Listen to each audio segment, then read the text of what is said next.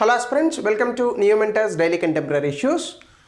So ముందుగా ఈరోజు టాపిక్లో ఫస్ట్ది ఆపరేషన్ రైజింగ్ లయన్. ఏదో అనుకున్నారు, it's very simple thing. Iran మీద ఇజ్రాయిల్ అటాక్స్ చేస్తుంది. నిన్నటి వరకు మనం ఇజ్రాయిల్ హమాస్ మీద దాడిని చూసాం, కానీ ఇజ్రాయిల్ ఇప్పుడు ఇరాన్ మీద అటాక్స్ చేస్తుంది. వీళ్ళిద్దరికీ రైవలరీ ఎప్పటి నుంచో ఉంది. సో 1940లో ఎప్పుడైతే ఇజ్రాయిల్ ఒక సెపరేట్ దేశంగా అక్కడ ఉన్నటువంటి ప్రాంతాన్ని బ్రిటిష్ వాళ్ళ సహాయంతో, ఈవెన్ ఒక రకంగా చెప్పాలంటే బ్రిటిష్ వాళ్ళు వదిలేసి వెళ్ళిపోయారు ఆ ప్రాబ్లమ్ సాల్వ్ చేయకుండా. సో బ్రిటిష్ వాళ్ళు వెళ్ళిపోయిన తర్వాత అమెరికా వాళ్ళ ప్రోద్బలంతో ఇజ్రాయిల్ పూర్తి స్థాయి దేశంగా మారింది. తన తాలూకా టెక్నాలజీని పెంచుకుంది. మొసాద్ లాంటి గొప్ప గొప్ప ఈ సంస్థల్ని తయారు చేసింది, especially for the security of the nation. So ఇందులోనే భాగంగా చాలా శత్రువులను కూడా తయారు చేసుకుంది ఇజ్రాయిల్. పక్కన ఉన్నటువంటి ఇరాన్ కానీ, జోర్డన్ కానీ, ఈజిప్ట్ కానీ, వీళ్ళందరూ కూడా 1967 ఆ ప్రాంతంలో ఇజ్రాయెల్తో యుద్ధం చేసి ఓడిపోయినటువంటి దేశాలు. కానీ ఇరాన్ ఇప్పుడు ఉన్నటువంటి పరిస్థితుల్లో చాలా అద్భుతమైనటువంటి సాయుధ సంపత్తి కలిగినటువంటి దేశం. ఇంకా గట్టిగా మాట్లాడితే ఇరాన్ న్యూక్లియర్ వెపన్స్ అంటే అణ్వాయుధాల తయారీకి కూడా ట్రై చేస్తోంది. దీన్ని అమెరికా అడ్డుకుంది, పూర్తి స్థాయిలో ఆంక్షలు విధించింది, ఇరాన్ తాలూకా ఆర్థిక వ్యవస్థను అతలాకుతలం చేసింది. సో చాలా వరకు కూడా ఇరాన్ మేము అణ్వాయుధాలని సృష్టించము అనేటటువంటి ఒక అంచనాకు వచ్చింది. ఇటువంటి తరుణంలో అణ్వాయుధాలు తయారు చేస్తోంది ఇరాన్. ఆ అణ్వాయుధాలు తయారు చేస్తే ఫస్ట్ మా మీదే వేస్తుంది.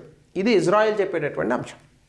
సో ఆబ్వియస్గా when someone is threatening or very survival, మనకేమవుతుంది, యుద్ధాలు అనేటటువంటి వస్తాయి. ఇది ఇజ్రాయెల్ పర్స్పెక్టివ్లో, నేను చెప్పట్లేదు. సో ఇందులోనే భాగంగా ఇప్పుడు ఇజ్రాయిల్ ఎక్కడెక్కడైతే ఇరాన్ ఈ రకమైనటువంటి అణ్వాయుధాల తయారీకి సంబంధించి న్యూక్లియర్ ఏరియాస్ ఉంటాయో వాటిని టార్గెట్ చేస్తాం. సో అదే ఇప్పుడు ఇరాన్ ఒక అటాక్ని కూడా, ఇరాన్ మీద అటాక్స్ కూడా చేస్తుంది ఇజ్రాయిల్. సో దీనికి సంబంధించి ఒకసారి కనుక మీరు చూస్తే Israel second wave of strikes operation rising lion అని ఇరాన్ తాలూకా న్యూక్లియర్ అండ్ మిలిటరీ ఇన్ఫ్రాస్ట్రక్చర్ మీద పెడుతున్నారు. అయితే అమెరికా జోక్యం చేసుకోవట్లా. ఎందుకంటే ఇప్పుడు కనుక జోక్యం చేసుకుంటే ఇజ్రాయెల్ వైపు తీసుకుంటే ఇరాన్ ఇప్పటికే అమెరికాకి దాదాపు ఒప్పుకుంటుంది, అమెరికా చెప్పినటువంటి కండిషన్స్ అన్నిటికీ. ఏవి? పూర్తి స్థాయిలో మీరు న్యూక్లియర్ ఫెసిలిటీస్ వీటిని కనుక ఆపితే మేము ఖచ్చితంగా మీ మీద ఏ రకమైనటువంటి ఆంక్షలు విధించము, ఆంక్షలు ఎత్తేస్తాము, ఇట్లాంటివి చెప్తున్నారు.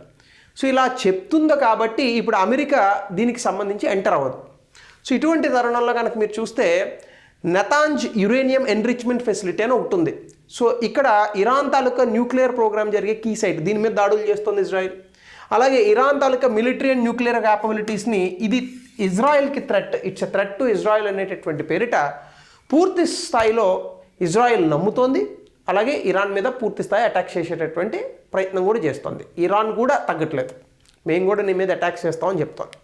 సో దీనికి సంబంధించి direct strikes on Iran nuclear facilities జరిగాయి, ఎస్పెషల్లీ ఈ నతాన్స్ అనేటటువంటి రీజియన్లో. అలాగే మిడిల్ ఈస్ట్ తాలూకా జియో పాలిటిక్స్, మొన్నటి వరకు కూడా ఇజ్రాయిల్ యూనిలాటరల్గా అంటే సొంతంగా యుద్ధాలు అది చేయదు, అమెరికా ఇంకా మిగతా దేశాలతో కొంచెం కలిసి చర్చించి చేస్తుందని అనుకున్నారంతా. కానీ ఒకేసారి ఇప్పుడు అవుట్ రైట్ అటాక్ స్టార్ట్ చేసింది. ఒకవైపున హమాస్తో యుద్ధం చేస్తూనే వీడి ధైర్యం పాడుగాను అసలు మళ్ళీ ఇరాన్తో యుద్ధం చేసేటటువంటి పరిస్థితి వచ్చిందంటే ఇది కొంచెం జియో పాలిటిక్స్ని మార్చేటటువంటి అవకాశం ఉంది. ఎందుకంటే ఆల్రెడీ పైన కొంచెం చూసుకుంటే మనం ఉక్రెయిన్ రష్యా మధ్య యుద్ధం జరుగుతుంది. ఇటీవల పాకిస్తాన్ ఇండియాకి కూడా కొంత యుద్ధమేఘాలు కమ్ముకున్నాయి.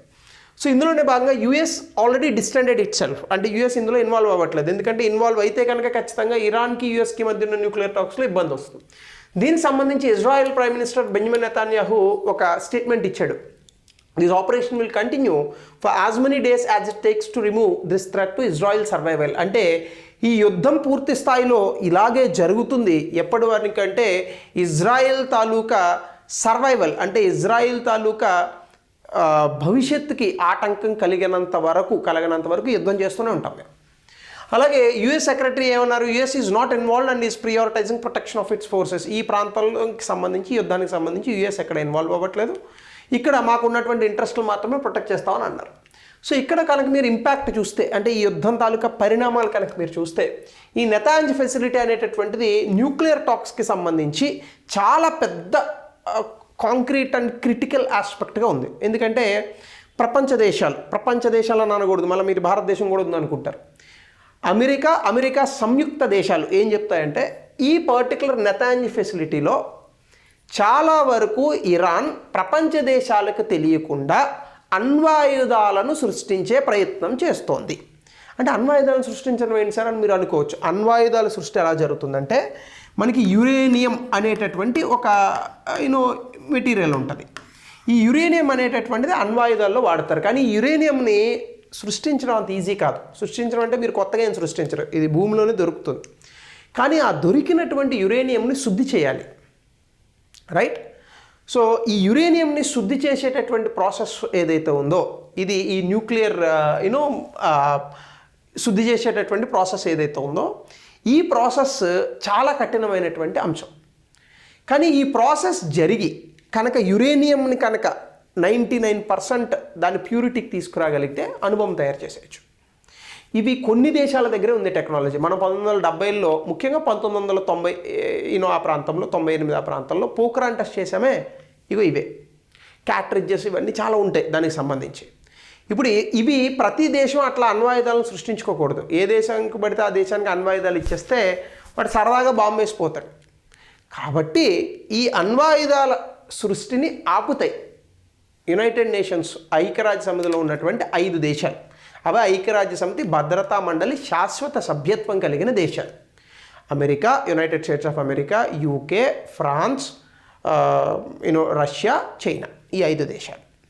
సో వీళ్ళ దగ్గర అణ్వాయుధాలు ఉండాలి. కాబట్టి ఇప్పుడు ఈ పర్టికులర్ నెతాంజ్ ఫెసిలిటీలో ఎవరికీ తెలియకుండా ఇరాన్ ఈ యురేనియం అణుబాంబుల్ని తయారు చేసేటటువంటి ప్రయత్నం చేస్తుంది అనేది వాళ్ళ మీద ఉన్న ఆరోపణ. అక్కడ ఉన్న కంప్యూటర్లు వాటిని హ్యాక్ చేశారు, సైబర్ అటాక్స్ చేశారు, కానీ ఏం దొరకలేదు. ఇరాన్ కూడా అక్కడ వరకు అసలు ఎవరిని రానివ్వదు. సో ఇప్పుడు ఆపరేషన్ రైజింగ్ లైన్ అనేటటువంటి పేరుతో ఈ టెహరాన్ అంటే ఇరాన్ తాలూకా రాజధాని, అలాగే ఆ మిలిటరీ సైట్స్ మీద ఇజ్రాయెల్ అటాక్ చేస్తుంది. ఈ ప్రాంతాన్ని కనుక భూస్థాపితం చేస్తే అయిపోయింది కదా, న్యూక్లియర్ ఫెసిలిటీ వాళ్ళు మళ్ళీ మొదలు పెట్టాలంటే మళ్ళీ ఇంకొక 20 ఏళ్ళు పడుతుంది. సో ఇది ఇక్కడ జరిగినటువంటి అంశం. కాబట్టి Iran nuclear project or Iran nuclear programme, అణ్వాయుధాల తయారీకి ఇరాన్ చేసేటటువంటి కార్యక్రమం మా సర్వైవల్ అండ్ ఎగ్జిస్టెన్స్కి, అసలు మా ఉనికికే ప్రమాదం కలిగేటటువంటి అవకాశం ఉందనేది ఇజ్రాయెల్ చెప్తున్నటువంటి అంశం. అలాగే there is one more thing that is called AviList. This is topic number 2. ఈ ఎవీ లిస్ట్ అంటే ఏంటంటే ఏం లేదు, ఇది బేసికల్గా working group on avian check list అని ఒక 4 years కొన్ని ఆర్గనైజేషన్స్ కలిసి ఒక ప్రోగ్రామ్ స్టార్ట్ చేశారు. ఇది జూన్ 12, 2025 లాంచ్ కూడా చేశారు. ఇది ఏంటంటే బేసికల్గా బర్డ్ స్పీషీస్ అంటే ప్రపంచవ్యాప్తంగా ఎన్ని రకాల పక్షులు ఉన్నాయనే దానికి ఒక చెక్ లిస్ట్ పెడతారు ఇట్లా. సో ప్రీవియస్గా కొన్ని సంస్థలు చేసేవి, ఇప్పుడు బర్డ్ లైఫ్ ఇంటర్నేషనల్ వాళ్ళు దీన్ని పబ్లిష్ చేస్తున్నారు. దీన్ని ఫ్రీగా అవైలబుల్ చేసుకోవచ్చు. ఎవరైనా దీని మీద ఉన్నటువంటి ఔత్సాహికులకి ఈ పిట్టల గురించి, పక్షుల గురించి ఏమైనా ఇన్ఫర్మేషన్ కావాలనుకుంటే ఫ్రీగా ఇన్ఫర్మేషన్ తీసుకోవచ్చు.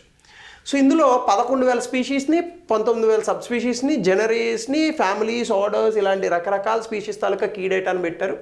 ఇందులో ఇన్వాల్వ్ అయినటువంటి సంస్థలు ఏంటి అని ఎగ్జామినేషన్లో మనల్ని అడుగుతాడు. So this is very important. This is where the preliminary examination will be more focused. That is bird life international, Cornell lab of ornithology, పక్షుల్ని చదివేటటువంటి శాస్త్రం, అమెరికన్ ఆర్నిథాలజీ సొసైటీ, అలాగే ఐఓసి ఇంటర్నేషనల్ ఆర్నిథాలజిస్ట్ యూనియన్, ఏవీ base.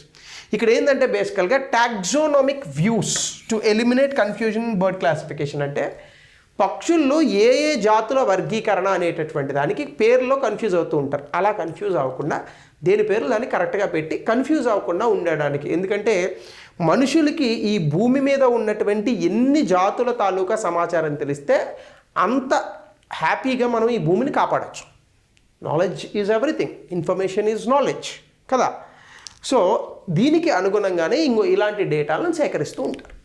దీనికి సంబంధించి importance ఏంటంటే బేసికల్గా ఈ పక్షుల జాతులకు సంబంధించి అందరూ ఒక కామన్గా మాట్లాడాలి. మనం ఏమో పాలపెట్ట అంటాం, ఇంకొకటి వచ్చి దానికి ఏదో ఇంకో పేరు చెప్తాడు.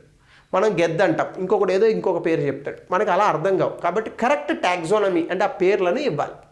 అలాగే స్టూవర్ట్ బూచార్ట్ యూనిఫైడ్ టాక్సానమీ అనేటటువంటిది అంటే బర్డ్ లైఫ్ ఇంటర్నేషనల్లో చెప్పినటువంటి అంశం ఏంటంటే అన్నిటికీ కలిపి ఒకే రకమైనటువంటి పేర్లు ఇచ్చి ఆ బర్డ్స్ని కనుక మనం ఐడెంటిఫై చేయగలిగితే వాటిల్ని ప్రొటెక్ట్ చేయడం, వాటిని పరిరక్షించడం అనేది ఈజీ అవుతుంది.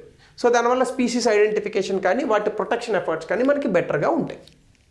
ఇది విషయం. 3, సాధారణంగా ఢిల్లీ చాలా ప్రత్యేకమైనటువంటి ప్రాంతం. Because I was in Delhi for almost 4 years for my UPSC preparation back in 2011, 12, 13, 14 ఉన్నాను. అది ఎలా ఉంటుందంటే ఢిల్లీ చలికాలం ఏమో ఒక 2 degrees 4 degrees 7 degrees 8 degrees విపరీతమైన చలి, అసలు గడ్డగట్టేసేటటువంటి చలి ఉంటుంది. ఎండాకాలం ఏమో 45-47 degrees విపరీతమైన వేడి ఉంటుంది. అంటే కంప్లీట్ కాంట్రాస్ట్ వెదర్ కండిషన్స్ ఉంటాయి ఢిల్లీలో. అటువంటి ఢిల్లీ అట్టుడికిపోతుంది. అట్టు లేదు దోశ లేదు గురువు గారు అన్నట్టు సాధారణంగా 47 degrees 45 degrees 42 degrees ఉండే ఢిల్లీ ఇప్పుడు 52 degrees ఉష్ణోగ్రతను కొట్టిందట. అది చూడండి, అసలు అది నగరం కింద ఉందా ఏ కోశానా? పూర్తి స్థాయిలో పొల్యూషను, పూర్తి స్థాయిలో ఏదో మండుతున్నటువంటి ప్రాంతంగా ఉంది. సో ఇలా ఢిల్లీ విపరీతమైనటువంటి టెంపరేచర్ని తగులుకుంది. ఇప్పుడు 45 degrees దాటి ఉష్ణోగ్రత 45 degrees చూపిస్తోంది, కానీ దాని తాలూకా ఫీల్ 52 degrees ఉన్నట్టుగా కనిపిస్తుంది. ఎడారిలో కూడా ఉండదు అంతా. So Indian meteorological department red alert ప్రకటించింది. హయ్యెస్ట్ రికార్డెడ్ టెంపరేచర్స్ ఆయానగర్లో 45 degrees టెంపరేచర్ వచ్చింది. సాధారణంగా 52 degrees 45 degrees చాలా తక్కువ సందర్భాల్లో వస్తాయి. 42 ఇస్ ద హయ్యెస్ట్ సాధారణంగా. సో ఇక్కడ రియల్ టెంపరేచర్ని మనం ఎట్లా అర్థం చేసుకుంటారంటే ఉష్ణోగ్రత వేరు, ఉష్ణోగ్రత వల్ల వచ్చే వేడి వేరు. మీరు ఇప్పుడు పైన గాల్లో ఉన్నారనుకోండి, మీ సూర్యకిరణాలు పడితే మీకు ఏం వేడి రాదు. భూమి మీద తగిలి ఆ లాంగ్ వేవ్ రేడియేషన్ ఏదైతే షార్ట్ వేవ్ రేడియేషన్ మళ్ళీ లాంగ్ వేవ్ రేడియేషన్గా మారుతుందో that will give the heat. So గాలిలో ఉన్నటువంటి ఉష్ణోగ్రత, అందులో ఉన్నటువంటి తేమ, ఈ రెండు కలిపి వేడి అని సృష్టిస్తూ ఉంటాయి. అందుకే మీరు చూడండి, హైదరాబాద్లో బాగా ఎండ కాస్తుంది కానీ వేడి అని అనిపించదు. మీరు అదే విజయవాడ రాజమండ్రి వెళ్ళండి, because of the humidity from the Krishna and Godavari reverse మీకు విపరీతమైనటువంటి వేడి ఉన్నట్టుగా కనిపిస్తుంది. కాబట్టి హై హ్యూమిడిటీ వల్ల స్వెట్ ఆపరేషన్ తగ్గిపోతుంది, కాబట్టి బాడీ కూల్ డౌన్ అవ్వడానికి చాలా ఇబ్బంది పడుతుంది. సో దానివల్ల మీకు ఏమవుతుంది, డ్రై హీట్ ఎప్పుడైతే ఉంటుందో, హై హ్యూమిడిటీ ఎప్పుడు ఇబ్బంది. డ్రై హీట్ ఎప్పుడు ఉంటుందో ఎవాపరేషన్ ఫాస్ట్గా అవుతుంది, కాబట్టి మీకు రిలీఫ్గా ఉంటుంది. అంటే డ్రై హీట్ అంటే గాల్లో తేమ లేకపోతే చెమట పట్టదు, గాల్లో తేమ ఉంటే ఏమవుతుంది, చెమట పడుతుంది, అది ఆరడానికి టైం పడుతుంది, చిరాగ్గా తయారవుతుంది. అందుకే మీకు హైదరాబాద్ అనేటటువంటి ప్రాంతాల్లో ఇది పీఠభూమి ఉన్నటువంటి ప్రాంతం కాబట్టి వెదర్ ఈజ్ గుడ్. అలాగే మీరు చూస్తే health risks and Indian meteorological department warnings ఏంటంటే 52 degrees హీట్ ఇండెక్స్ అంటే ఎక్స్ట్రీమ్ డేంజర్ కేటగిరీ ఇది. దీనివల్ల గుండె నొప్పులు వస్తాయి, డిహైడ్రేషన్ వస్తుంది, అలాగే వల్నరబుల్ గ్రూప్స్, చిన్నపిల్లలు, వయోవృద్ధులు వీళ్ళందరూ ఇబ్బంది పడతారు. హైడ్రేషన్, ఎక్కువగా వాటర్ అండ్ జ్యూసెస్ తాగాలి. అలాగే అర్బన్ హీట్ ఐలాండ్ ఎఫెక్ట్ అని అంటాం, అంటే ఎక్కువగా కాంక్రీట్స్, యాస్ఫాల్ట్, పొల్యూషన్స్ ఇవన్నీ ఉండడం వల్ల ఆ హీట్ అనేటటువంటిది సిటీలో ట్రాప్ అయిపోయి చాలా ఎక్కువగా వేడి ఉన్నటువంటి ప్రాంతాలని స్ఫురిస్తూ ఉంటాయి. వాటిని హీట్ ఐలాండ్ ఎఫెక్ట్ అని అంటారు. ఒకసారి మెయిన్స్లో అడిగాడు ఈ క్వశ్చన్. అలాగే అర్బన్ ఏరియా సాధారణంగా చుట్టుపక్కల ఉన్నటువంటి రూరల్ ఏరియాస్ కన్నా ఒక 5 degrees టెంపరేచర్ తక్కువ ఉంటుంది. సో వీటిని అర్బన్ హీట్ ఐలాండ్ ఎఫెక్ట్ అని అంటారు. సో అలాగే హీట్ వేవ్ బియాండ్ ఢిల్లీ కూడా ఉంది మనకి. పంజాబ్, హర్యానాలో కూడా ఇట్లాంటి పరిస్థితులు ఉన్నాయి. ఈవెన్ టూరిస్ట్ స్పాట్స్ నైనితాల్ లాంటి ప్రాంతాల్లో కూడా ప్రాబ్లమ్స్ ఉన్నాయి. ఈ మధ్య ఓవర్ క్రౌడ్ అయిపోతున్నాయి. ప్రాంతం అంటే నైనితాల్ అనేటటువంటిది బాగా చల్లగా ఉండేటటువంటి ప్రాంతం. ఈ హీట్ నుంచి దూరం కావడానికి ఏం చేస్తున్నారంటే నైనితాల్ పోతున్నారు అందరూ. అక్కడ ఓవర్ క్రౌడింగ్ అయిపోతుంది, ఆ ప్రాబ్లం వస్తుంది, అక్కడ హీట్ ప్రాబ్లం కాదు. అలాగే ట్రాఫిక్ కంజెషన్స్ ఎక్కువగా హిల్ స్టేషన్స్లో విపరీతమైన ట్రాఫిక్ వస్తుంది, ఎందుకంటే ఢిల్లీలో హీట్ భరించలేక అందరూ అక్కడికి పోతున్నారు. సో ఇవన్నీ కూడా ఇప్పుడు జరుగుతున్నటువంటి అంశాలు. ఇక 4th టాపిక్ ఆపరేషన్ సెక్యూర్. ఏంటి ఆపరేషన్ సెక్యూర్? ఏదో సినిమా లెక్కే ఉంది. Code name operation secure. జనవరి, ఏప్రిల్ 2025లో మొదలుపెట్టారు దీన్ని. ఇదేంటంటే ఇంటర్పోల్ సంస్థ, ప్రపంచవ్యాప్తంగా ఉంటుంది. ఇది ఒక రకంగా ప్రపంచానికి పోలీస్ అని అనుకోండి మీరు. 26 దేశాలు కలిసి, ఇందులో ఇండియా, వియత్నాం, శ్రీలంక కూడా ఉన్నాయి. ఇదేంటంటే బేసికల్గా ప్రైవేట్ సెక్టార్ పార్ట్నర్స్. ఇందులో Group 1B క్యాస్పర్స్కి మనం యాంటీవైరస్లు పెట్టుకుంటాం. వీళ్ళందరూ కలిసి ఇన్ఫర్మేషన్ స్టీలింగ్ మాల్వేర్స్ ఉంటాయి, వైరస్లు. వీటిల నుంచి సిస్టమ్స్ని, కంప్యూటర్స్ని ప్రొటెక్ట్ చేయడానికి ఒక రకమైనటువంటి సాఫ్ట్వేర్ ఇలాంటి దాన్ని తయారు చేస్తున్నాడు, సైబర్ అటాక్స్ అవి జరగకుండా.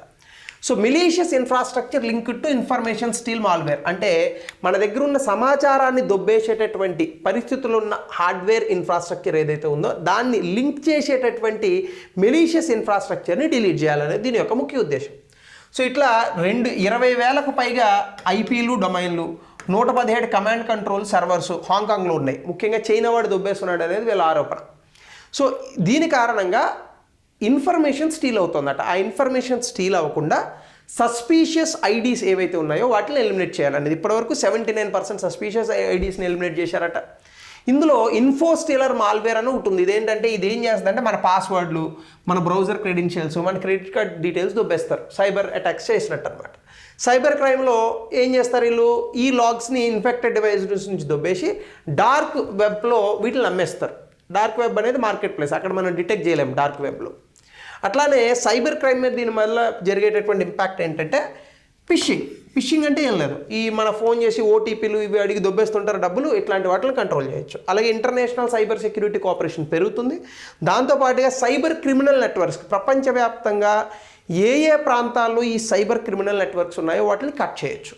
అంటే సింపుల్గా చెప్పాలంటే ఇంటర్పోల్ లాంటి సంస్థలన్నీ కలిసి ప్రపంచవ్యాప్తంగా కొన్ని మాల్వేర్ల ద్వారా మన కంప్యూటర్లో ఉన్నటువంటి సమాచారాన్ని దొంగిలించేటటువంటి ఏ డిఫరెంట్ ఈ మాల్వేర్స్ ఉన్నాయో వాటికి సంబంధించిన ఐడీలు, అంటే ఈ మాల్వేర్లు ఎక్కడి నుంచి వచ్చారో వాటిని కట్ చేస్తున్నారు. So that is your operation secure. ఇంకా లాస్ట్ టాపిక్ చాలా బాధాకరమైనటువంటి అంశం, బోయింగ్ విమానం ఒకటి ఎయిర్ ఇండియా 171 ఈ మధ్యన నిన్న అహ్మదాబాద్లో కూలిపోయింది. రన్వే నుంచి జస్ట్ ఒక 500 మీటర్స్ ఆర్ 1 కిలోమీటర్ దూరంలో ఒక మెడికల్ హెడ్ క్వార్టర్స్ దగ్గర కొన్ని టెక్నికల్ కారణాల వల్ల, ఇంకా కారణాలు అనేవి తెలియరాలేదు, ఈ విమానం కూలిపోయింది. దాదాపుగా 269 మంది అంతమంది చనిపోయారు, ఒక వ్యక్తి మాత్రం బయటపడ్డాడు. అయితే దీనికి సంబంధించి మనకి బ్లాక్ బాక్స్ అనేది ఒకటి ఉంటుంది. అంటే సాధారణంగా విమాన ట్రాజడీలు ఇట్లాంటివి జరిగినప్పుడు బ్రతికే అవకాశం చాలా తక్కువ ఉంటుంది. కానీ ఇలాంటి ట్రాజడీస్ ఎందుకు జరిగాయని చెప్పడానికి ఆ ఇన్ఫర్మేషన్తో కూడిన ఒక బ్లాక్ బాక్స్ ఉంటుంది. ఈ బ్లాక్ బాక్స్ అనేటటువంటిది సాధారణంగా ఏంటంటే విమానం కూలిపోయే ముందు ఆ ఫ్లైట్ డేటాని రికార్డ్ చేస్తుంది. ఇలాంటి బ్లాక్ బాక్సులు ప్రతి విమానంలో 2 ఉంటాయి. ఒకటి పైలట్లు కూర్చునే కాక్పిట్లో ఒకటి ఉంటుంది, ఇది ఆ క్రాష్ అయ్యేటటువంటి సమయంలో పైలట్లు ఏం మాట్లాడారు ఇవంతా రికార్డ్ చేస్తుంది. ఇది క్రాష్ అవ్వగానే ఈ బ్లాక్ బాక్స్ మూసుకుపోతుంది. అది చాలా అద్భుతంగా తయారు చేస్తారు దీన్ని. ఏంటంటే దీని కలర్ ఆరెంజ్ అండ్ ఎల్లోలో ఉంటుంది, అది ఎక్కడన్నా పడిందని విజిబుల్గా ఉంటుంది. సో దీన్ని ఆస్ట్రేలియన్ సైంటిస్ట్ డేవిడ్ వారన్ అనేటటువంటి వ్యక్తి ఇన్వెంట్ చేశాడు. డ్యూరబిలిటీ, ఇది పెద్ద ఎక్స్ప్లోజన్లు, మీరు దాని మీద ఫైర్ పెట్టి పెట్రోల్ పోసి అంటించినా కూడా ఏం కాదు, అంత ప్రెషర్తో తట్టుకునేటట్టుగా దీన్ని అల్యూమినియం లాంటి మెటీరియల్స్తో తయారు చేస్తారు. సో కాక్పిట్ వాయిస్ రికార్డర్ అని ఒకటి ఉంటుంది, పైలట్ తాలూకా కాన్వర్జేషన్స్, ఆయన రేడియోలో ఏం మాట్లాడాడు, ఇంజిన్ తాలూకా నాయిస్, ఇవన్నీ రికార్డ్ చేస్తుంది. దానికన్నా మళ్ళీ వెనకాల ఫ్లైట్ డేటా రికార్డర్ అని ఒకటి ఉంటుంది. ఇది ఈ ఫ్లైట్ పారామీటర్స్ ఉంటాయి కొన్ని, అంటే ఎంత ఆల్టిట్యూడ్ వెళ్ళింది, ఎయిర్ స్పీడ్ ఎంత ఉంది, అలాగే వర్టికల్ యాక్సలరేషన్ ఎంత ఉంది, ఆటో పైలట్ స్టేటస్ ఎనేబుల్ అయి ఉందా లేదా, ఇట్లాంటిది ఇది రికార్డ్ చేస్తుంది. ఈ రెండింటిని పట్టుకుంటే అసలు ఇది ఎందుకు జరిగింది అనేది తెలుస్తుంది మనకి. అయితే ఇది స్టీల్ అండ్ టైటానియంతో తయారు చేస్తారు, ఎక్స్ట్రీమ్ కండిషన్స్ని తట్టుకోగలదు. వాటర్, మంచు, ఎండ, పేలుళ్ళు, అగ్గి, వీటన్నిటి నుంచి ఇది తట్టుకోగలిగే కెపాసిటీ ఉంటుంది. సో ఇది మనకి బేసికల్గా ఏంటంటే దీన్ని టైల్ సెక్షన్లో పెడతారు, లీస్ట్ ఇంపాక్ట్ జోన్ ఉంటుంది. ఎందుకంటే విమానం ఎప్పుడు క్రాష్ అయినా ఇలా క్రాష్ అవుతుంది, తోక దగ్గర తక్కువ తగులుతుంది బేసికల్గా. సో కాబట్టి క్రాష్ ఇన్వెస్టిగేషన్స్లో దీన్ని ఫైనల్ మూమెంట్స్ బిఫోర్ క్రాష్ని రికార్డ్ చేస్తుంది కాబట్టి చాలా క్రిటికల్ ఎవిడెన్స్ని ఇస్తుంది. ప్రపంచవ్యాప్తంగా అన్ని ఏవియేషన్స్లోనే ఇది వాడతారు. సో కాబట్టి ఇది పైలట్ కమ్యూనికేషన్స్ ఏం చేసింది, సిస్టమ్ ఫెయిల్యూర్స్ ఎక్కడ జరిగాయి, విమానంలో ఆ జరిగే ముందు పైలట్ అసలు ఏం చెప్పాడు, ఇవన్నీ కూడా మనకు తెలిసే అవకాశం ఉంది. సో ఈ బ్లాక్ బాక్స్ బయటకు వచ్చి దీని ఇన్వెస్టిగేషన్ బయటకు వస్తే then finally we will know అసలు ఈ క్రాష్ ఎందుకు జరిగింది. And I feel very sad for this accident. And almost all 260 members వరకు అందులో చనిపోవడం జరిగింది. ఇది చాలా బాధాకరం. So thank you. This is the end of today session.